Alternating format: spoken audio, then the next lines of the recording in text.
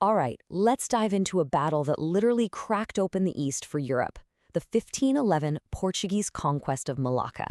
This is an absolutely wild story of overwhelming force, some brilliant out-of-the-box tactics, and a technological gap that would redraw the entire map of global trade forever. So, right off the bat, here's the central puzzle of this whole thing.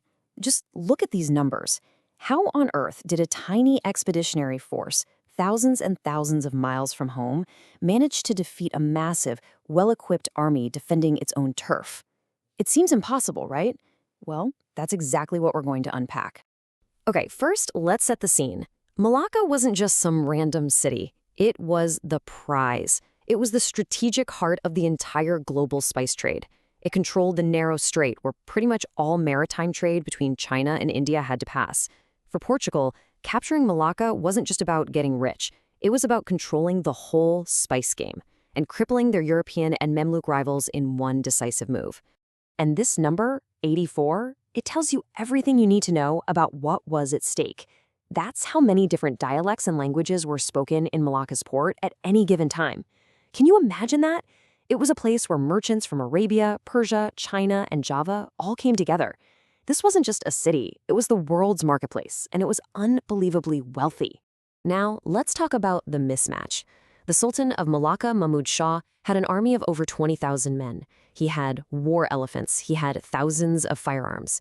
And facing him, you've got Afonso de Albuquerque with just 1,500 Portuguese soldiers and a few hundred local mercenaries. I mean, on paper, this looks like a complete suicide mission. This whole fight was going to come down to one single thing: technology. This quote from the local records, the Malay annals, it just captures the pure shock of the moment perfectly. The Moluccans had firearms, sure, but they had never seen or heard anything like heavy European artillery.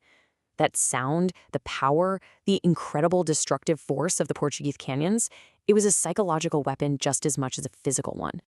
And this table really breaks down that technological gap. The Portuguese infantry were decked out in full steel armor, carrying long pikes. Their ships were floating artillery platforms with heavy cannons. The Malaccan forces, while way more numerous, had lighter armor, smaller swivel guns called lantakas, and their defenses were mostly temporary wooden stockades. You can see how this is going to play out. That difference in military tech was going to be absolutely crucial.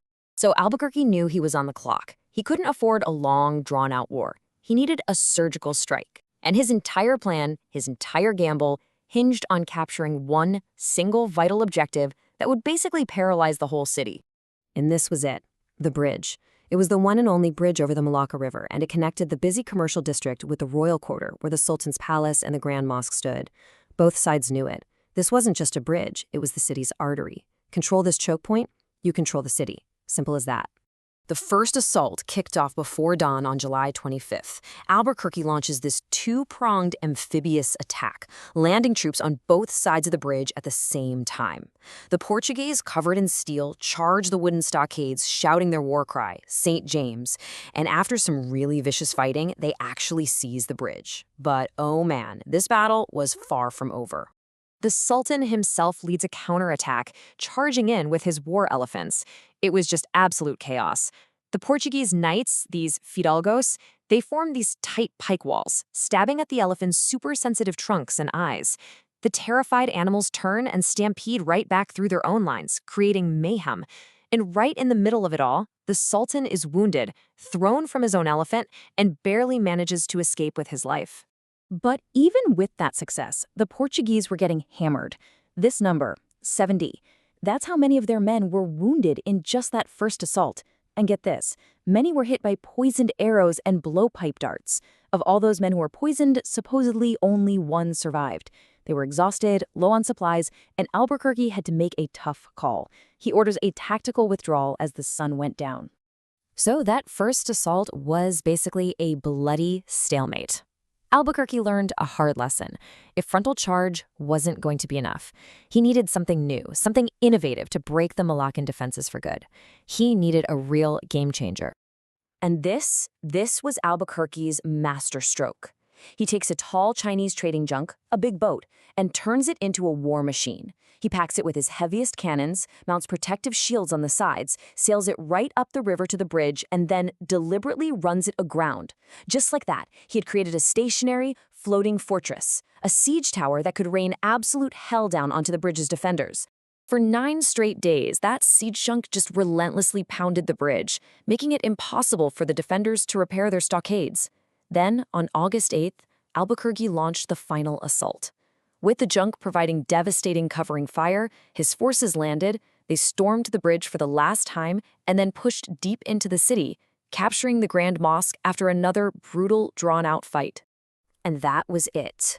With the bridge lost and the Portuguese digging in, the Sultan's resistance just collapsed. He knew the city was lost. He gathered whatever treasure he could carry, his family and his followers, and fled into the jungle. Malacca had finally fallen. But Albuquerque had no intention of just sacking the city and leaving. No way. He was there to stay. And his next moves would cement Portuguese control and create a brand new center of power in Southeast Asia. What came next was a very organized 3-day sack of the city. But it was strategic looting. The property of the merchant communities who had helped the Portuguese was marked with flags and left completely untouched. The main target was the immense wealth of the sultanate. And when they found the palace already emptied of its treasures, they just burned it to the ground. And the scale of the plunder was just staggering. Over 200,000 cruzados were seized for the Portuguese crown alone. Now, to put that into perspective, the annual income for a pretty wealthy Portuguese count back then was maybe 1,000 cruzados. The wealth they took from Malacca was almost unimaginable. And it wasn't just gold. They also captured over 3,000 bronze and iron cannons from the city's arsenal. In fact, Albuquerque was so impressed with the quality of the Malaccan gun founders that he wrote that they were as good as the master craftsmen back in Germany. You know, the final cost is maybe the most telling detail of all. Against an army of over 20,000, the total Portuguese death toll for the entire campaign was just 28 men. 28! It's just a brutal testament to that lethal advantage of European armor, tactics, and heavy artillery. To make sure his victory was permanent, Albuquerque immediately started building a massive fortress he called A Famosa, or the Famous. And in a really powerful symbolic move, he had it built using stones taken from the demolished Grand Mosque and the royal tombs. This fortress would become the center of Portuguese power in the entire region for the next 130 years. And one final number for you, 40. That's it. It took just 40 days for Albuquerque's tiny force to completely topple a trading empire that had stood for more than a century. It was a swift, brutal, and absolutely world-changing campaign. The conquest of Malacca was a stunning military achievement, no doubt. It reshaped global trade and pretty much fired the starting gun for European colonialism in Southeast Asia. The Portuguese built their fortress of stone, sure, but it leaves us with a much bigger question. What is the true lasting cost when that kind of ambition and technology collide on a global scale?